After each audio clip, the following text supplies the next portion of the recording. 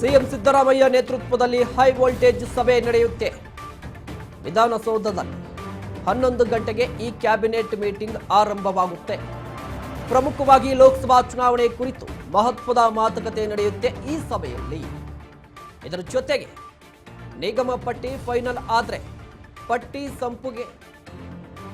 ಸಂಪುಟ ಒಪ್ಪಿಗೆಗೆ ಸಾಧ್ಯ ಕೂಡ ಇರುವಂಥದ್ದು.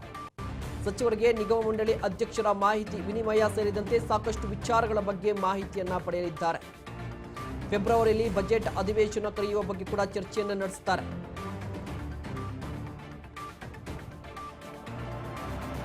ಇವತ್ತು ಮಹತ್ವದ ಸಚಿವ ಸಂಪುಟ ಸಭೆ ಇದೆ. ವಿಧಾನಸೌಧದಲ್ಲಿ ಬೆಳಗ್ಗೆ 11 ಗಂಟೆಗೆ ಸಿಎಂ ಸಿದ್ದರಾಮಯ್ಯ ನೇತೃತ್ವದಲ್ಲಿ ಈ ಮೀಟಿಂಗ್ ಅನ್ನು ಆಯೋಜನೆ ಮಾಡಲಾಗಿರುವಂಥದ್ದು.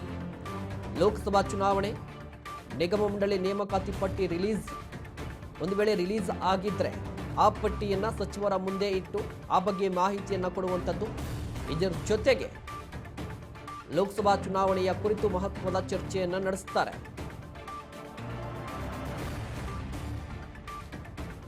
ನಿಗಮ ಪಟ್ಟಿ ಫೈನಲ್ ಆದರೆ ಪಟ್ಟಿಯನ್ನ ಸಂಪುಟದಲ್ಲಿತ್ತು ಒಪ್ಪಿಗೆಯನ್ನ ಪಡೆಯಬೇಕಾಗುತ್ತೆ. ಇದರ ಜೊತೆಗೆ ಪಟ್ಟಿಯಲ್ಲಿ ಇರುವಂತಹ ಅಧ್ಯಕ್ಷರ ಬಗ್ಗೆ ಸಚಿವರಿಗೆ ಮಾಹಿತಿಯನ್ನ ಕೊಡಬೇಕಾಗುತ್ತೆ. ಸಾಕಷ್ಟು ಹಗ್ಗ ಜಗ್ಗಾಟ ನಡೀತಾ ಇತ್ತು ನಿಗಮ ಮಂಡಳಿ ನೇಮಕಾತಿ ಪಟ್ಟಿಯ ಬಗ್ಗೆ. ಈಗಾಗಲೇ ಫೈನಲ್ ಆಗಿರುವಂಥದ್ದು. ಯಾವುದೇ ಕ್ಷಣದಲ್ಲಾದರೂ ಪಟ್ಟಿ ರಿಲೀಸ್ ಆಗಬಹುದು. ಹೀಗಾಗಿ ಇವತ್ತು ಸಚಿವ ಸಂಪುಟ ಸಭೆ ನಡೆಯುತ್ತಲ್ವಾ, ಆ ಸಚಿವ ಸಂಪುಟ ಸಭೆಯಲ್ಲಿ ಇಲಾಖಾವಾರು ಸಚಿವರಿಗೆ ತಮ್ಮ ಇಲಾಖೆಗೆ ಬರುವಂಥ ನಿಗಮಗಳ ಬಗ್ಗೆ ಮಾಹಿತಿಯನ್ನು ಕೊಡ್ತಾರೆ. ಜೊತೆಗೆ ಅಧ್ಯಕ್ಷರ ಬಗ್ಗೆ ಮಾಹಿತಿಯನ್ನು ವಿನಿಮಯ ಮಾಡ್ತಾರೆ. ಈ ವಿನಿಮಯ ಮಾಡಿ ಒಂದಿಷ್ಟು ಮಾಹಿತಿಯನ್ನು ಕೊಡುವಂಥದ್ದು. ಇದರ ಜೊತೆಗೆ ಫೆಬ್ರವರಿಯಲ್ಲಿ ಬಜೆಟ್ ಅಧಿವೇಶನವನ್ನು ಕರೆಯುವ ಬಗ್ಗೆ ಕೂಡ ಚರ್ಚೆಯನ್ನು ನಡೆಸ್ತಾರೆ. ಕಾರಣ ಏನಂದರೆ ಮಾರ್ಚ್ನಲ್ಲಿ ನೀತಿ ಸಂಹಿತೆ ಜಾರಿಯಾಗುವ ಸಾಧ್ಯತೆ ಇದೆ. ಲೋಕಸಭಾ ಚುನಾವಣೆ ಏಪ್ರಿಲಲ್ಲಿ ನಡೆಯುತ್ತೆ ಅಂದರೆ ಮಾರ್ಚಲ್ಲಿ ನೀತಿ ಸಂಹಿತೆ ಜಾರಿಯಾಗುವ ಚಾನ್ಸಸ್ ಹೆಚ್ಚಿರುವಂಥದ್ದು. ಇದೇ ಕಾರಣಕ್ಕಾಗಿ ಫೆಬ್ರವರಿಯಲ್ಲಿ ರಾಜ್ಯ ಬಜೆಟ್ ಅನ್ನು ಮಂಡನೆ ಮಾಡಬೇಕಾಗುತ್ತೆ ರಾಜ್ಯ ಸರ್ಕಾರ. ಹೀಗಾಗಿ ಬಜೆಟ್ ಅಧಿವೇಶನವನ್ನು ಕರೆಯುವ ನಿಟ್ಟಿನಲ್ಲಿ ಒಂದಿಷ್ಟು ಚರ್ಚೆಯನ್ನು ನಡೆಸುತ್ತಾರೆ. ಮೂಲಗಳ ಪ್ರಕಾರ ಲೋಕಸಭಾ ಚುನಾವಣೆಗೂ ಮೊದಲು ರಾಜ್ಯ ಬಜೆಟ್ ಅನ್ನು ಮಂಡನೆ ಮಾಡಲಿಕ್ಕೆ ಸಿದ್ದರಾಮಯ್ಯ ಸರ್ಕಾರ ತೀರ್ಮಾನ ತೆಗೆದುಕೊಂಡಿದೆಯಂತೆ. ಇದರ ಜೊತೆಗೆ ಸಭೆಯಲ್ಲಿ ಹೊಸ ಯೋಜನೆಗಳಿಗೆ ಸಂಬಂಧಪಟ್ಟಂತೆ ಅನುಮತಿ ನೀಡುವ ಸಾಧ್ಯತೆ ಇದೆ. ಇಂದಿನ ಸಂಪುಟದಲ್ಲಿ ಸದಾಶಿವ ಆಯೋಗದ ವರದಿಗೆ ಸಮ್ಮತಿ ನೀಡುವ ಚಾನ್ಸಸ್ ಇರುವಂಥದ್ದು. ಜೊತೆಗೆ ಕೇಂದ್ರಕ್ಕೆ ಶಿಫಾರಸು ಮಾಡುವ ಸಾಧ್ಯತೆ ಇದೆ. ಒಳ ಮೀಸಲಾತಿಗೆ ಸಂಬಂಧಪಟ್ಟಂತೆ ಕೇಂದ್ರಕ್ಕೆ ಶಿಫಾರಸು ಮಾಡುವ ಸಾಧ್ಯತೆ ಇದೆ. ಇದಲ್ಲದೆ ಬಾಬಾ ಬುಡಂಗಿರಿ ವಿವಾದ, ಬಸವಣ್ಣ ಹೆಸರು ಘೋಷಣೆ ಸಾಧ್ಯತೆ ಇರುವಂಥದ್ದು. ಶಿವಮೊಗ್ಗದ ರೈಲು ಆವರಣದ ಮೈದಾನಕ್ಕೆ ಅಲ್ಲಮ ಪ್ರಭುಗಳ ಹೆಸರನ್ನ ಘೋಷಣೆ ಮಾಡುವ ಸಾಧ್ಯತೆ ಇದೆ. ಇದಲ್ಲದೆ ಕಿತ್ತೂರು ಹೆಸರು ಚೆನ್ನಮ್ಮನ ಕಿತ್ತೂರು ಅಂತ ನಾಮಕರಣಕ್ಕೆ ಪ್ಲಾನ್ ಕೂಡ ಮಾಡಿಕೊಳ್ಳಲಾಗಿರುವಂಥದ್ದು. ಇವತ್ತಿನ ಸಭೆ ಇದೆಯಲ್ವಾ, ರಾಜ್ಯ ಸಂಪುಟ ಸಭೆಯಲ್ಲಿ ಪ್ರಮುಖವಾಗಿ ಎಲ್ಲರ ಕ್ಯೂರಿಯಾಸಿಟಿ ಇರುವಂಥದ್ದು, ಎಲ್ಲರ ಗಮನವನ್ನು ಕೇಂದ್ರೀಕರಿಸಿರುವಂಥದ್ದು ಯಾವ ವಿಚಾರಕ್ಕೆ ಅಂದರೆ ಸದಾಶಿವ ಆಯೋಗದ ವರದಿಗೆ ಸಮ್ಮತಿ ಸಿಗುತ್ತಾ ಅಂತ. ಈ ಬಗ್ಗೆ ಇನ್ನಷ್ಟು ಮಾಹಿತಿಯನ್ನ ಪಡೆಯೋಣ. ನಮ್ಮ ಪ್ರತಿನಿಧಿ ಬಸವರಾಜ್ ಹೂಗಾರ್ ದೂರವಾಣಿ ಸಂಪರ್ಕದಲ್ಲಿ ಜಾಯಿನ್ ಆಗ್ತಿದ್ದಾರೆ. ಬಸವರಾಜ್, ಇವತ್ತಿನ ರಾಜ್ಯ ಸಚಿವ ಸಂಪುಟ ಸಭೆಯ ಅಜೆಂಡಾ ಏನು ಅಂತ, ಯಾವೆಲ್ಲ ವಿಚಾರಗಳು ಪ್ರಸ್ತಾಪ ಆಗಬಹುದು ಅಂತ?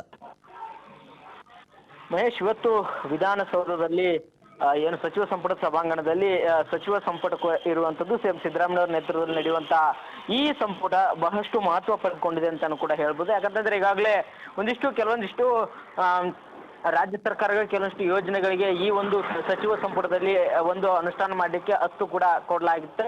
ಮತ್ತೆ ಇಲ್ಲಿ ಪ್ರಮುಖವಾಗಿ ಏನು ನಿಗಮ ಮಂಡಳಿ ಅಂತಕ್ಕಂಥ ವಿಚಾರ ಸಾಕಷ್ಟು ಇವತ್ತು ಬಹುತೇಕವಾಗಿ ಬಿಡುಗಡೆ ಆಗಬಹುದು. ಆ ಒಂದು ಬಿಡುಗಡೆ ಆಗಿರುವಂತಹ ಒಂದು ಪಟ್ಟಿಗೆ ಇವತ್ತಿನ ಸಚಿವ ಸಂಪುಟದಲ್ಲಿ ಒಂದು ಸಂಪುಟ ಅಷ್ಟು ನೀಡಲಿದೆ ಅನ್ನುವಂತ ಮಾಹಿತಿ ಕೂಡ ಇರುವಂತದ್ದು.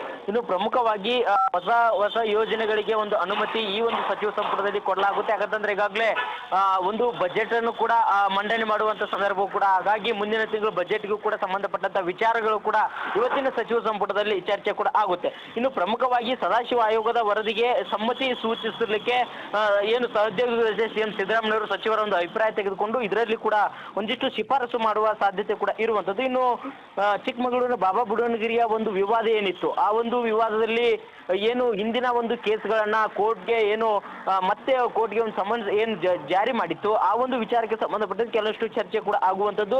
ಹಾಗಾಗಿ ಸಚಿವ ಸಂಪುಟದ ಉಪ ಸಮಿತಿಯಲ್ಲಿ ರಚನೆ ಕೂಡ ಆಗುವಂತ ಸಾಧ್ಯತೆ ಇರುವಂತದ್ದು. ಇಲ್ಲಿ ಪ್ರಮುಖವಾಗಿ ಕೆಲವೊಂದಿಷ್ಟು ಕೇಸ್ಗಳನ್ನ ಅಂದ್ರೆ ಕನ್ನಡ ಪರ ಹೋರಾಟಗಾರರಾಗಿರ್ಬೋದು, ಮತ್ತೆ ರೈತರ ಹೋರಾಟ ಸಂದರ್ಭದಲ್ಲಿ ಬಂಧಿತರಾಗಿರ್ತಕ್ಕಂಥ ಕೆಲವೊಂದಿಷ್ಟು ಏನು ಪ್ರಕರಣಗಳು ಏನು ದಾಖಲಾಗಿದ್ದಾವೆ, ಆ ಒಂದು ದಾಖಲಾಗಿರ್ತಕ್ಕಂಥ ಒಂದು ಸಚಿವ ಸಂಪುಟದ ಉಪ ಸಮಿತಿ ಏನಿದೆ, ಈ ಒಂದು ಉಪ ಸಮಿತಿಯಲ್ಲಿ ಚರ್ಚೆ ಆಗಿ ಅವುಗಳನ್ನು ಕೂಡ ಕೆಲವೊಂದಿಷ್ಟು ಪ್ರಕರಣಗಳನ್ನ ಹಿಂದಕ್ಕೆ ಪಡಿಬೇಕು ಅನ್ನುವಂತ ವಿಚಾರ ಕೂಡ ಈ ಒಂದು ಸಚಿವ ಸಂಪುಟದಲ್ಲಿ ಚರ್ಚೆ ಕೂಡ ಆಗುವಂತದ್ದು. ಇನ್ನು ಪ್ರಮುಖವಾಗಿ ಶಿವಮೊಗ್ಗದ ಜೈಲು ಆವರಣದ ಮೈದಾನಕ್ಕೆ ಹೆಸರು ಒಂದು ನಾಮಕರಣ ಮಾಡುವಂತದ್ದು, ಮತ್ತೆ ಅಲ್ಲಂಪ್ರಭು ಹೆಸರು ನಾಮಕರಣಕ್ಕೆ ಒಪ್ಪಿಗೆ ಸಾಧ್ಯತೆ ಇರುವಂತದ್ದು. ಕಿತ್ತೂರು ಹೆಸರು ಚೆನ್ನಮ್ಮನ ಕಿತ್ತೂರು ಎಂದು ನಾಮಕರಣ, ವಿದ್ಯುತ್ ನಿಗಮಕ್ಕೂ ಕೂಡ ಒಂದು ಏನು ಈಗಾಗಲೇ ಗ್ಯಾರಂಟಿಯನ್ನು ಕೊಟ್ಟಿದ್ದಾರೆ, ಅದಕ್ಕೆ ಅನುದಾನ ಬಿಡುಗಡೆ ಮಾಡುವಂತ ಸಾಧ್ಯತೆ ಇರುವಂತದ್ದು. ಒಟ್ಟಾರೆಯಾಗಿ ಕೆಲವೊಂದಿಷ್ಟು ಯೋಜನೆಗಳಿಗೆ ಈ ಒಂದು ಸಚಿವ ಸಂಪುಟದಲ್ಲಿ ಒತ್ತು ನೀಡಲಿದ್ದಾರೆ. ಮಹೇಶ್, ಬಸವರಾಜ್, ಪ್ರಮುಖವಾಗಿ ಎಲ್ಲರ ಗಮನ ಇಳಿರುವಂಥದ್ದು ಸದಾಶಿವ ಆಯೋಗದ ವರದಿಗೆ ಸಮ್ಮತಿ ಸಿಗುತ್ತಾ ಅಂತ. ಈ ವಿಚಾರ ಎಷ್ಟು ಪ್ರಸ್ತಾಪ ಆಗ್ಬೋದು? ಯಾಕಂದ್ರೆ ಒಳ ಮೀಸಲಾತಿಯನ್ನ ರಾಜ್ಯ ಸರ್ಕಾರ ಕೊಡ್ಲಿಕ್ಕಾಗಲ್ಲ, ಕೇಂದ್ರಕ್ಕೆ ಶಿಫಾರಸು ಮಾಡಿ ಲೋಕಸಭಾ ಚುನಾವಣೆಗೆ ಹೋಗುವ ಸಾಧ್ಯತೆ ಇದೆಯಾ ಅಂತ. ಖಂಡಿತವಾಗ್ಲೂ ಮಹೇಶ್, ಈಗಾಗಲೇ ಒಳ ಮೀಸಲಾತಿ ಸಂಬಂಧಪಟ್ಟಂತೆ ಈಗಾಗಲೇ ಹಿಂದಿನ ಬಿಜೆಪಿ ಸರ್ಕಾರ ಮಾಡಿರ್ತಕ್ಕಂಥದ್ದು ನಮಗೆ ಸರಿ ಇಲ್ಲ ಅನ್ನುವಂಥದ್ದು ಆ ಸಮುದಾಯದ ನಾಯಕರ ವಾದವಾಗಿರುವಂಥದ್ದು. ಹಾಗಾಗಿ ಈಗ ನಮಗೆ ಒಳ ಮೀಸಲಾತಿ ಬೇಕೇ ಬೇಕು ಅನ್ನುವಂಥ ಪಟ್ಟನ್ನ ಈಗಾಗಲೇ ಕಾಂಗ್ರೆಸ್ ಪಾಳ್ಯದಲ್ಲಿ ಕೂಡ ಏನು ಈ ಸದಾಶಿವ ಆಯೋಗದ ಕೆಲವು ಪ್ರಮುಖ ಮುಖಂಡರು ಸಾಕಷ್ಟು ಒತ್ತಾಯವನ್ನ ಏರ್ತಿದ್ದಾರೆ. ಸಚಿವ KH ಮುನಿಯಪ್ಪ ಆಗಿರ್ಬೋದು, ಸಾಕಷ್ಟು ನಾಯಕರು ಇದಕ್ಕೆ ಮಾಡಲೇಬೇಕು ಅನ್ನುವಂಥ ಪಟ್ಟನ್ನ ರಾಜ್ಯ ಸರ್ಕಾರದ ಮುಂದೆ ಇಟ್ಟಿರುವಂಥದ್ದು. ಹಾಗಾಗಿ ಈಗಾಗಲೇ ಲೋಕಸಭಾ ಚುನಾವಣೆ ಬರ್ತಾ ಇದೆ. ಈ ಒಂದು ಸಂದರ್ಭದಲ್ಲಿ ರಾಜ್ಯ ಸರ್ಕಾರದ ಪಾತ್ರವೇನು, ಅದಕ್ಕೆ ಏನೆಲ್ಲ ಒಂದು ಕ್ರಮ ಕೈಗೊಳ್ಳಬೇಕು, ರಾಜ್ಯ ಸರ್ಕಾರ ಎಲ್ಲವೂ ಕೂಡ ಮಾಡ್ಲಿಕ್ಕೆ ಮುಂದಾಗ್ತಿದೆ. ಆದ್ರೆ ಏನು ಕೇಂದ್ರ ಸರ್ಕಾರ ಇದಕ್ಕೆ ಮುನ್ನೆಲೆಗೆ ಬರಬೇಕು ಅನ್ನುವಂಥದ್ದನ್ನ ರಾಜ್ಯ ಸರ್ಕಾರದ ಜವಾಬ್ದಾರಿಯನ್ನ ಇವತ್ತಿನ ಸಚಿವ ಸಂಪುಟದಲ್ಲಿ ಚರ್ಚೆ ಮಾಡಿ ಆ ಸಮುದಾಯದ ಓಲೈಕೆ ಮಾಡುವಂತ ಪ್ರಯತ್ನವನ್ನ ಸಿಎಂ ಸಿದ್ದರಾಮಯ್ಯ ನೇತೃತ್ವದಲ್ಲಿರ್ತಕ್ಕಂಥ ಸರ್ಕಾರ ಮಾಡಲಿದೆ.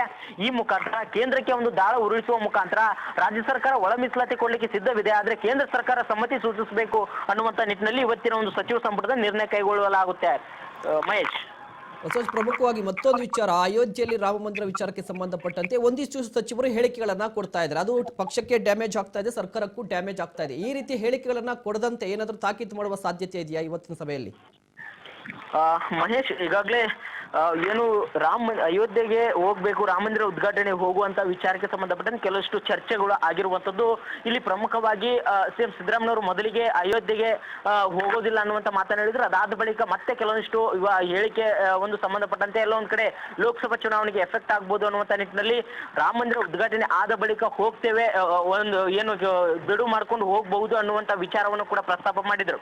ಹಾಗಾಗಿ ಕೆಲವೊಂದಿಷ್ಟು ಸಚಿವರು ಕೂಡ ವಿವಾದಾತ್ಮಕ ಹೇಳಿಕೆ ಕೂಡ ಕೊಡ್ತಾ ಇದ್ದಾರೆ. ಹಾಗಾಗಿ ಈಗಾಗಲೇ ರಾಮ ಮಂದಿರ ವಿಚಾರಕ್ಕೆ ಸಂಬಂಧಪಟ್ಟಂತೆ ಕರ್ನಾಟಕ ರಾಜ್ಯದಲ್ಲಿ ಕೆಲವೊಂದಿಷ್ಟು ಲೋಕಸಭಾ ಚುನಾವಣೆಯ ಒಂದು ಹೊತ್ತಿನಲ್ಲಿ ಯಾವುದೇ ರೀತಿಯಾಗಿ ಒಂದು ಪರಿಣಾಮ ಬೀರಬಾರ್ದು, ಆ ಒಂದು ನಿಟ್ಟಿನಲ್ಲಿ ನಾವು ಮುನ್ನುಗ್ಗಬೇಕು. ಯಾವುದೇ ರೀತಿ ಇದನ್ನೇ ಬಿಜೆಪಿಗೆ ಅಸ್ತ್ರ, ನಾವೇನಾದ್ರೂ ವಿವಾದಾತ್ಮಕ ಹೇಳಿಕೆ ಕೊಡೋದಾದ್ರೆ ಬಿಜೆಪಿ ಇದನ್ನೇ ಅಸ್ತ್ರವನ್ನಾಗಿ ಪರಿಣಮಿಸುತ್ತೆ. ಹಾಗಾಗಿ ನಾವು ಜಾಗೃತೆಗತೆ ಇರಬೇಕು. ರಾಮ ಮಂದಿರ ಹೋಗುವಂತ ಸಚಿವರು ಯಾರಿಗೂ ಕೂಡ ನಿರ್ಬಂಧವಿಲ್ಲ, ಆದ್ರೆ ನಿಮ್ಮ ಅಭಿಪ್ರಾಯ ನಿಮ್ಮ ವೈಯಕ್ತಿಕವಾಗಿರ್ತಕ್ಕಂಥ ನಿರ್ಧಾರ. ಹಾಗಾಗಿ ಪಕ್ಷಕ್ಕೆ ಮುಜುಗರ ಆಗುವಂತ ಯಾವುದೇ ರೀತಿ ಹೇಳಿಕೆ ಕೊಡುವಂತಿಲ್ಲ ಅನ್ನುವಂತ ವಿಚಾರ. ಮತ್ತೆ ಈಗಾಗಲೇ ಅಯೋಧ್ಯೆಗೆ ಹೋಗ್ಬೇಕಾ ಬೇಡವಾ ಅನ್ನುವಂತ ಸಿಎಂ ಸಿದ್ದರಾಮಯ್ಯವರು ಕೂಡ ಅಯೋಧ್ಯೆಗೆ ಹೋಗ್ಬೇಕಾ ಬೇಡವಾ, ಲೋಕಸಭಾ ಚುನಾವಣೆ ಹಿನ್ನೆಲೆಯಲ್ಲಿ ಯಾವ ರೀತಿಯಾಗಿ ನಾವು ನಿರ್ಧಾರವನ್ನ ಕೈಗೊಳ್ಳಬೇಕು ಅನ್ನುವಂಥದ್ದನ್ನ ಒಂದಿಷ್ಟು ಸಚಿವರ ಮುಂದೆ ಪ್ರಸ್ತಾಪ ಮಾಡಿ ಅದನ್ನು ನಿರ್ಣಯ ಕೈಗೊಳ್ಳಿದ್ದಾರೆ. ಮಹೇಶ್, ಧನ್ಯವಾದ ಬಸವರಾಜ್ ತಮ್ಮೆಲ್ಲ ಮಾಹಿತಿಗಾಗಿ.